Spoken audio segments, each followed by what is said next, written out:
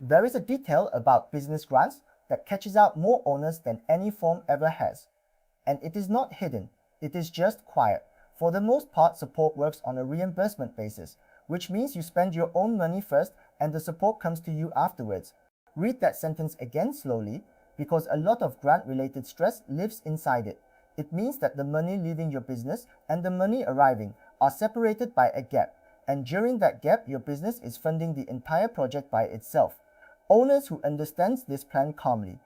Owners who do not can find themselves approved, delighted, committed, and then quietly short of cash at the exact moment they need it most. So in the next few minutes, we are going to talk about cash flow, not paperwork, and how to make sure a supported project does not squeeze the life out of your bank balance while you wait. One important note before we begin, this channel is educational only. We are not a government agency, we are not affiliated with or endorsed by Go Business Enterprise Singapore or any government body, and nothing here is official advice, and it is certainly not financial advice for your business.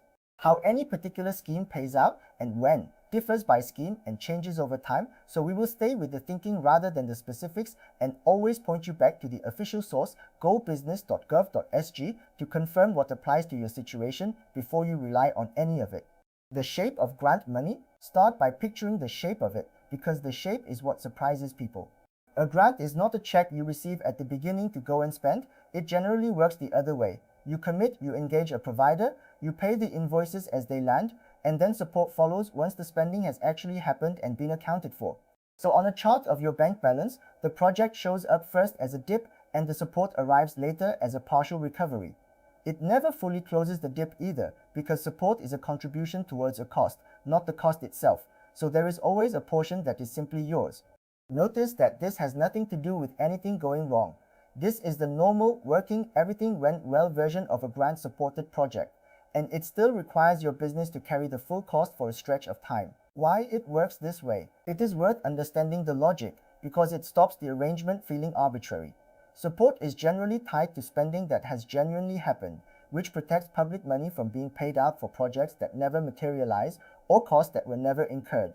If money went out in advance on a promise, there would be nothing entering the support to reality. By paying against actual evidence spending, the system ensures that what gets supported is what actually got done. That is a reasonable design, and once you see the reason, you can stop resenting the mechanics and start planning around them.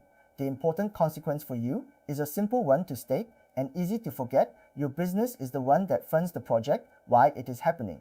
The support is real, but it is a settling up afterwards, not a source of working capital during. The gap is longer than the invoice date. Here is where owners consistently underestimate things.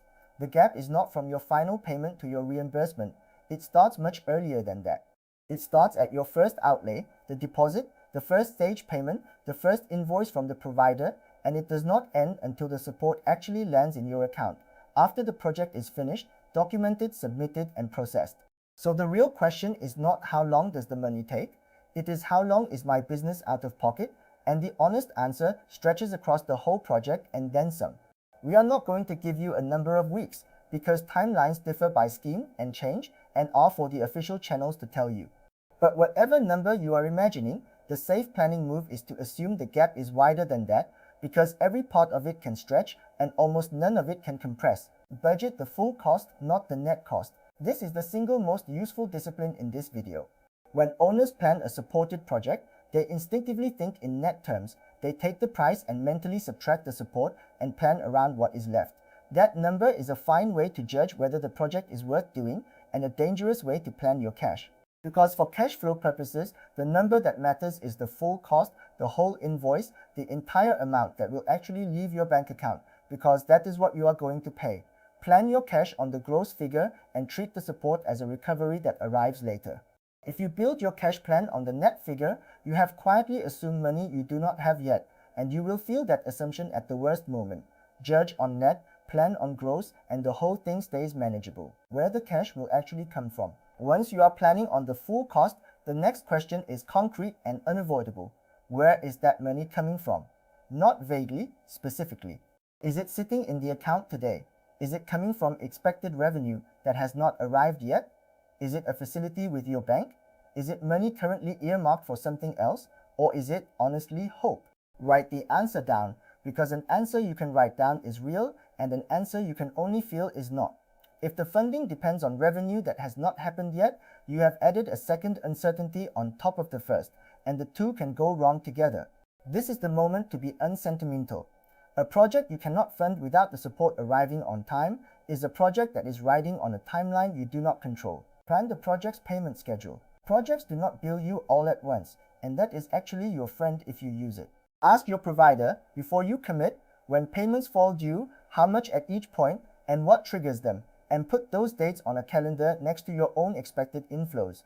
This turns a scary lump into a series of manageable moments, and it lets you see the collisions in advance, the week when a stage payment lands next to your regular obligations. Sometimes a small conversation about staging can move a payment to a kinder point in your cycle, and providers are often more flexible on timing than on price. Sometimes it reveals that the project, which looked affordable in total, is not affordable in sequence, which is exactly the kind of thing you want to discover on paper rather than in your bank account. A project never happens in isolation.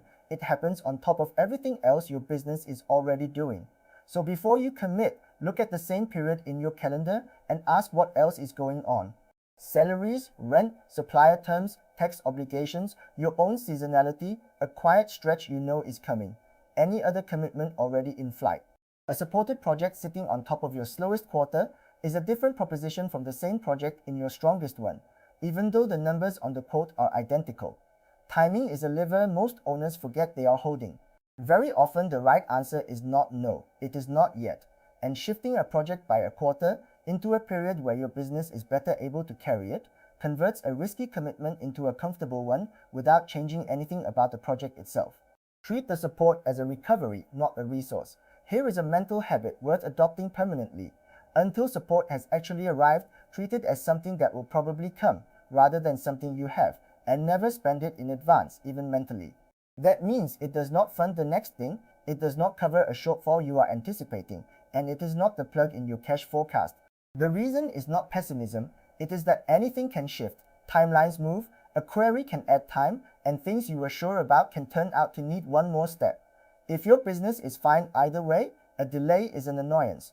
If your business needs that money on a particular date, a delay is a crisis. Same event, entirely different consequences, and the only difference is whether you treated an expected recovery as though it were cash in hand.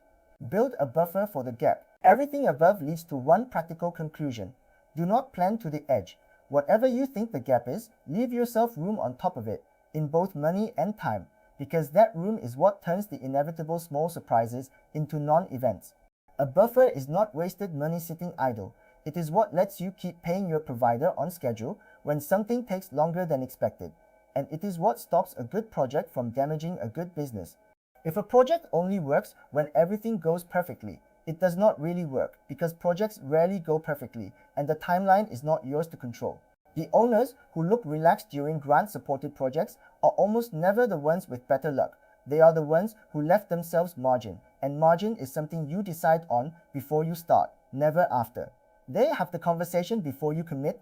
Finally, do the talking early, while you still have choices. Talk to whoever handles your accounts and walk through the gross cost, the payment dates, and the period you will be out of pocket, so that someone who watches your cash daily has seen the plan. If you may need a facility to bridge the gap, arrange it before you need it, because the moment you need it is the worst moment to be asking. And ask the provider the timing questions plainly, since they have been through this with other clients and know exactly where the pressure points sit.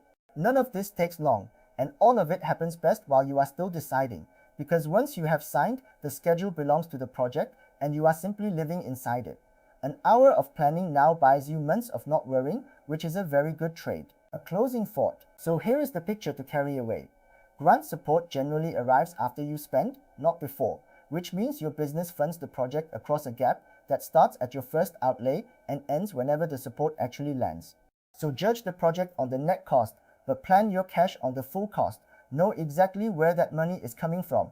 Put the payment dates next to your own inflows. Look at what else is competing for that cash, and be willing to move the project to a kinder point in your year. Treat the support as a recovery that is coming, never as cash you already have, and leave yourself a buffer in both money and time. Remember that everything here is general and educational. We are not a government agency. We are not affiliated with or endorsed by anyone, and this is not financial advice for your business. How and when any scheme pays out differs and changes, so confirm what applies to you on gobusiness.gov.sg and talk to your own accountant about your own numbers. If this saved you a nasty surprise, subscribe for more plain English Singapore grant explainers, and we will keep making the money side of this a lot less stressful, one gap at a time.